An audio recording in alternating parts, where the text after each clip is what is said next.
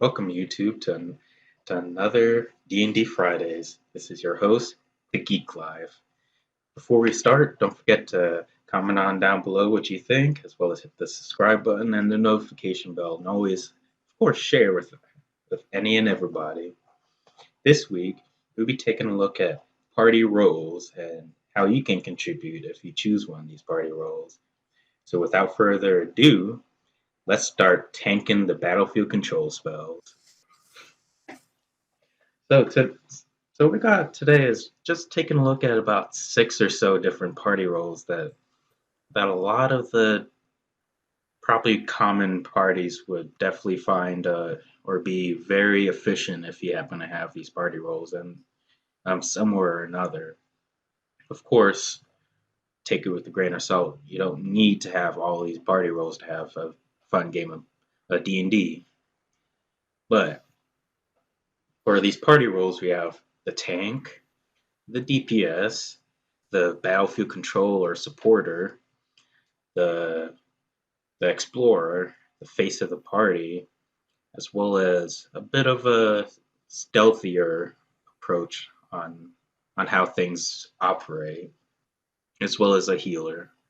So let's start with everybody's favorite tank. So when you hear the word tank, what really goes through your mind in terms of how to tank? What does the tank encompass and things of that nature?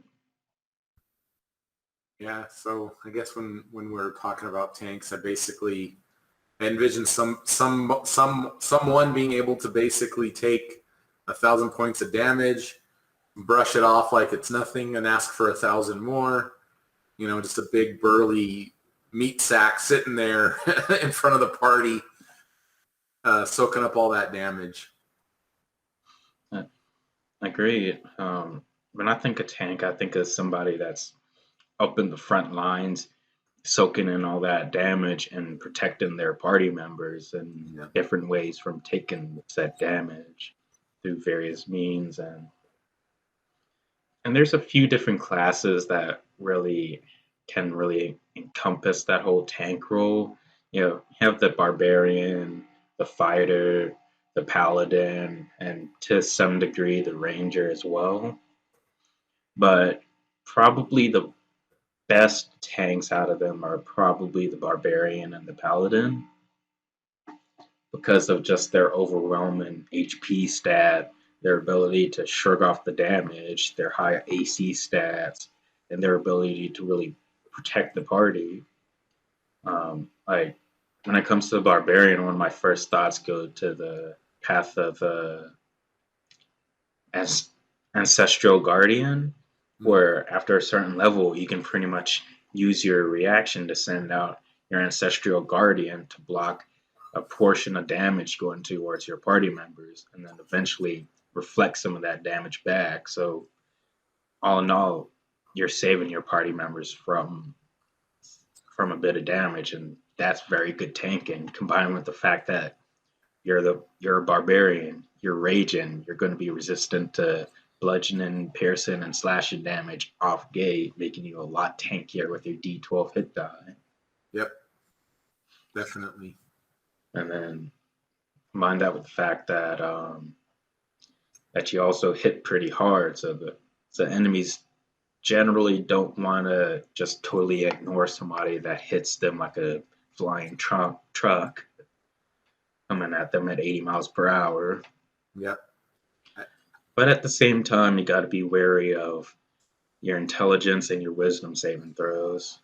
Because those can be some nasty suckers, especially wisdom saving throws, you as many folks tend to remember the not so fun spell of dominate person. That's a wisdom saving throw. Absolutely.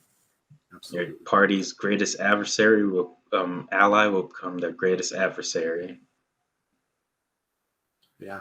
Yeah. So I 100% agree, right? You got to make sure that you pay attention to that because normally whenever you are playing a tank, right, you're putting more of your stats into constitution and into strength with, some dexterity in there for the AC, of course, but you do neglect some of that, specifically charm, you probably basically neglect that 100%, but you got to be careful with your wisdom there for sure. Um, so, and I think another aspect here is, and you touched on this, was I think it's important to be able to have a balance between not only soaking up the damage, but being able to deal damage. That way, the enemy has to focus on you because you're dealing a ton of damage at the same time. So you're now a threat from two different aspects, right? So I think that's something to keep in mind too. Indeed, because if you're as a tank, if all you focus in is taking damage and you're not doing something else to make life difficult for the enemy's just going to be like, oh, this dude's not a threat. I'll come back to him later. Let me go to the back lines to the wizard or the cleric or somebody like that. That's more of a threat. Let me take them down first. Exactly. Especially if it's an intelligent enemy. Yep. And then also, in addition to barbarians, I think paladins are probably the other very good tank, as they get their heavy armor. They have a D10 hit die. They have some spells to help boost their tanking capability, such as Shield of Faith, Bless, or Vitality, stuff like that. And then also just like barbarians, they can dish out damage too. I mean, of course, more burst damage with their Divine Smite, but they can be quite the threat on the battlefield to say, hey, I know I'm not taking a lot of damage from you, but I'm dishing out a lot of damage. If you leave me alone, you're gonna die before you get to my back line. Yep. Now, on the flip side of the coin, I think paladins are the other thing that I think gives an edge to paladins is their 6th level ability or protection.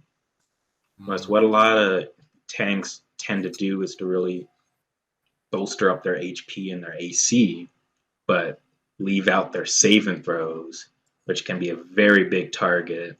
Where with the paladin, they get the HP, the AC, and they get to add their charisma modifier to their saving throws and anybody else's saving throws in their area. That really helps patch up that weakness. It does. And it helps you fulfill that role of being a tank because you're preventing damage, right? Which is the whole point of that role. Yeah. And then there's some good feats as well for really helping out with the tank role. So you have the tough feat giving you more HP. You have Sentinel to really reduce the target speed to 0 when you hit with the opportunity attack. And then there's also some different types of spells that you can definitely use to help with that. Maybe you cast a Banish or a Whole Person or something like that to help ease the pressure of being the tank. Sure. And speaking of spells like Whole Person and Banishment, that's a great segue into the Battlefield Controller. The Battlefield Controller tends to be a midliner or a backliner, some sort of spellcaster whose whole aim is to make life a lot easier for the rest of the party by dropping some sort of debuff spell or battlefield control spell, drop like a spike growth to make movement harder for enemies, to take an enemy out with banishment, stuff like that. So it's like, if you have two enemies that are very dangerous and you happen to banish one or plane shift one or separate them with a wall of force, now you can all pretty much hop on just one enemy without fear of the other enemy wreaking havoc while you're dealing with the other enemy. Yep. I think a good phrase here would be divide and conquer. Exactly. And have that sort of be the focus of your control character is what are the skills, the feats, and the spells that I can take to help with that being my goal. Yeah. And I think 3 of the best Battlefield controller classes are Bards, Druids, and Wizards. Mm-hmm. I think those 3 are probably the kings of Battlefield control. Yeah, they get a lot of all those good stuff. Yes, yes, they do. Now, the one thing to remember, though, is typically a lot not all, but a huge chunk of the good battlefield control, debuff, that type of stuff spells are concentration. They'd be very rare of what is best for the situation, as well as once you cast that, avoid being hit at all possible if you can. Yep, that's where you want to take advantage of being in the back line or potentially taking advantage of the hide action, right? So that you're harder to see when you're concentrating on something, which I don't think a lot of people, I know I certainly don't think about that a lot if I'm, playing this, playing a character like this, because I want to be in the action, right? I'm here to play the game, right? Why am I going to take a turn off and not do anything and lose my action economy for a concentration spell? I can do two things at once. So I think that's an option that we sometimes forget about, and sometimes it's very pertinent, right? You want to make sure that whatever that spell is, it stays up because it's actually helping control the battlefield. Yeah, and once you have that key spell on, there's a lot of good stuff you can do. Like you said, the hide action, but also the dodge action is a good thing to do. That's a good one. Um, Feats like Warcaster, the Resilience Constitution feat, or like the telekinetic feat to push somebody in the area of your control spell. Things like that can really help bolster the power of your battlefield control character. Like, for instance, probably one of the most common 1-2 combinations is to drop a web on the field, then bonus action telekinetic feat to shove somebody into that web, so they now have to make that saving throw to be restrained, whereas beforehand they might not have been in that area. Yeah, absolutely. There's a lot of being the in the control role, like the controller role. You've got to look at things in a slightly different perspective. You got to think a little bit out of the box, because sometimes it takes creativity to come up with these scenarios that'll help your party. Yeah, and sometimes picking up a spell that isn't like damage flashy or something like that would do a lot more good for the party than something like a fireball or a sunbeam. Not something that's not flashy. Yeah. Literally and metaphorically. Yes, exactly. But speaking of flashy, you want to know what it is? What is flashy? Dealing 150 points of damage in one round because you are the main DPS person of the party. That is flashy for sure.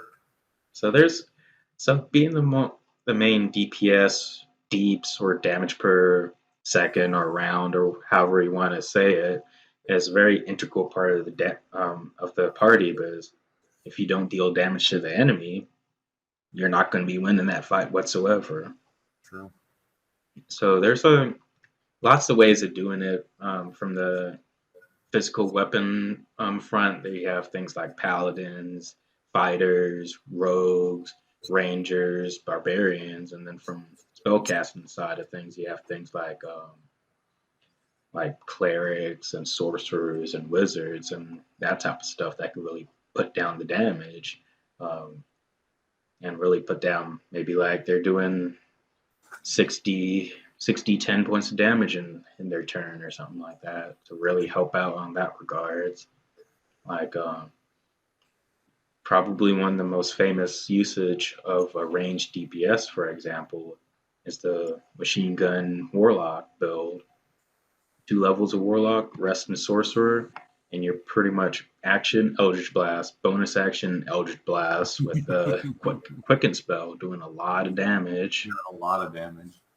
Or, for instance, picking up the sharpshooter feat or the great weapon fight master feat to potentially add an extra plus 10 damage to your attacks if you actually land those attacks. So there's a lot of different ways to really add on a lot of damage. Yeah, I agree. And I know you mentioned the rogue, and I think the monk could be included in that list. I think there are turns where the monk can kind of go off, but the rogue, I think, can definitely go off, every turn if the enemy is in combat with somebody in your party. There's there's times where you can score 100 points in those higher levels of damage every turn with a rogue. So there's a lot of versatility there, and I think there's a lot of builds for a lot of the different classes that you could look up. This isn't as limited as some of the other stuff that we've talked about, but. And I'm glad you brought that up. There's kind of sort of two different types of DPS characters. There's the DPR characters, the damage per round, which focuses on consistent damage each and every round. So like your fighters and stuff.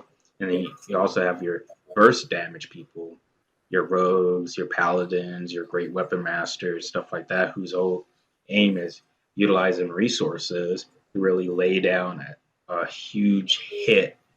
They'll run out of steam after a number of rounds, but in those few rounds, they're going to out damage anybody else. So that's always good to really think about, to really do. Yeah, another aspect. If you want to play the DPS sort of role, you can attack it from two different angles. Yeah. And speaking of rogues, also got to fulfill the whole sneaking in trap type of thing, which could also be another party role as well, which rogues are the typical ones up for this type of job, although bards and maybe like a dexterous fighter or something like that could fill in these shoes.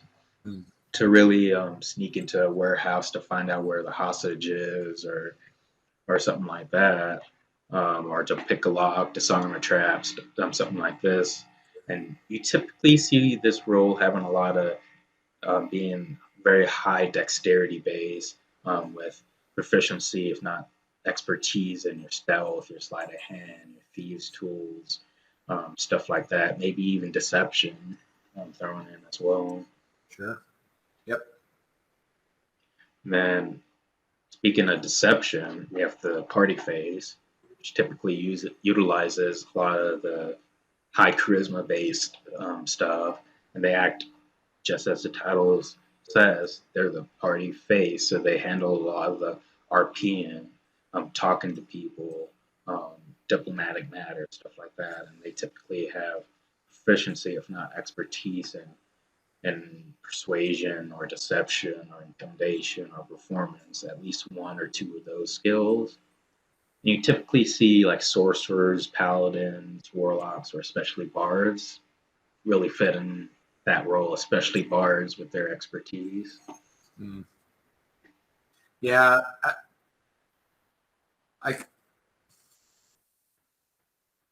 this role as face, I think, is a little curious, because, like you're saying, right? Most people that play the quote unquote face are a bard or a sorcerer or a paladin, because they'll dump some of their stats into charisma, which helps some of these other skills that you've been mentioning. But I think that is a role that anybody in the party can actually take on, right? You could be, it might seem weird, but you could be the tank face, right? And play your character in that way. And so I kind of feel like the face is sort of potentially a secondary role to some of these other types of party roles. But there are times where you have a distinct role where, nope, you're the leader, you're the face, you're doing the talking. Good luck, have fun. Yeah, I'm actually glad that you brought that up, because if you have a pretty large party, 5-6 people, everybody could be dedicated to one of these roles. But if you're rolling in like a group of 3, you might have to pick up 2 of these roles to really be efficient, if that's what you wish to do.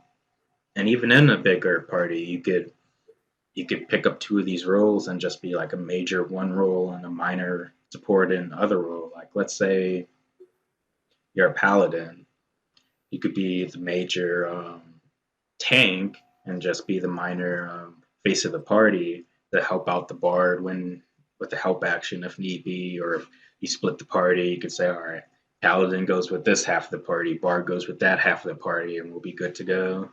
Yep. So definitely don't be afraid to pick up a secondary role if that's what's needed or if that's what you want to do or play. And and also kind of sort of speaking of splitting the party and everything when it comes to exploration. Um, this can mean in a city, town, or out in the wilderness, and you typically see like rangers, druids, um, and even to some degree maybe an artificer or a wizard really take on this role because they typically have either features that really deal with this, or they utilize a lot of their ability checks such as investigation, survival, nature, stuff like that, depend on the situation to really help out. Like if you're in the wilderness trying to figure out what to eat, all right, ranger friend or cleric friend with the high wisdom or something like that. I need you to make a survival check. Or yeah, we're trying to explore the city, trying to figure out where's what. All right, artificer friend, I need you to make a investigation check to figure this out, Right. or inside check, or whatever that's needed. Yeah. Yeah, I think this role kind of split it again into kind of two different phases. You've got your explorer, your where do I find this place in the city, in the wilderness, in the forest, whatever, and then you've got your investigators, right? And they sort of overlap, like you're explaining, but again, it's two different facets of the same kind of the same party roles. So again, two different angles that you can take whenever you want to build your character to be that explorer investigator role. Yeah. And if you wish to do this, intelligence and or wisdom are the two stats that you want. Yep. Either one or both. That it is key. Yep. And then last but not least is the healer in the party. This healer is really one that patches up the party, whether it's in combat or after combat, after like a major blow or something like that. They have some of the healing magic, your healing word, mass cure wounds, heal, stuff like that. And they don't always have to be reactive. Sometimes they can be proactive with the healing by saying, all right, I'm going to cast aid at like third level to give 10 HP to your max for the next 8 hours. Or it's like, I'm going to inspire and leader to give you 12 temporary hit points for the rest of the day or whatever it may be. They'll really help soak up the damage in the future so we don't have to worry as much about the patch up. Or it's like, oh, my friend, the fighter just dropped. I kind of need to do a mass cure wounds to bring him up. Yep. Or it's like, the barbarian just died. I need to cast Revivify now. Yeah. Yep. So it's always good to have somebody or another with this.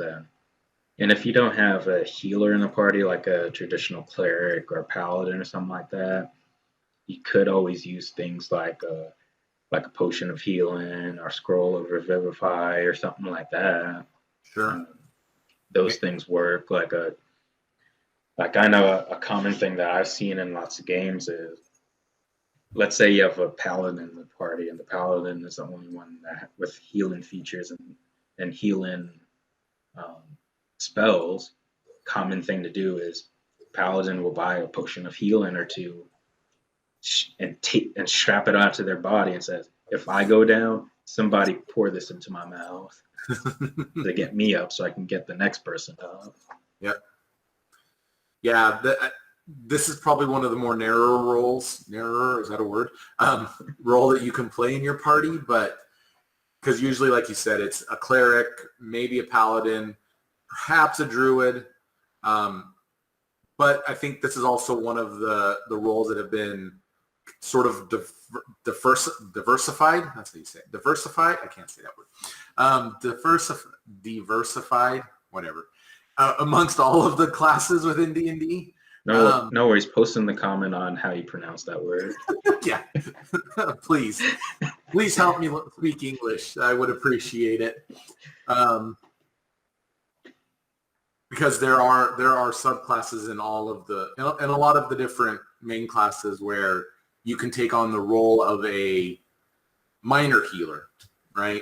You're not going to have the powerful spells like a cleric would have with mass cure wounds and stuff like that. But you can play, let me bandage this over here, and let me mend this a little bit over here, and let me give you a little bit of health over here to kind of help stem the tide if you don't have a dedicated healer in your group. So even though it's really narrow when you comes to the more powerful stuff, in my opinion, I think there's a lot of utility subclasses that would allow you to incorporate being a healer within your party.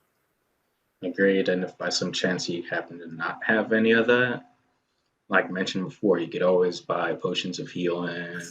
Yep. Somebody could become proficient in the medicine skills, stuff like that. Are they as useful as a mass cure runes?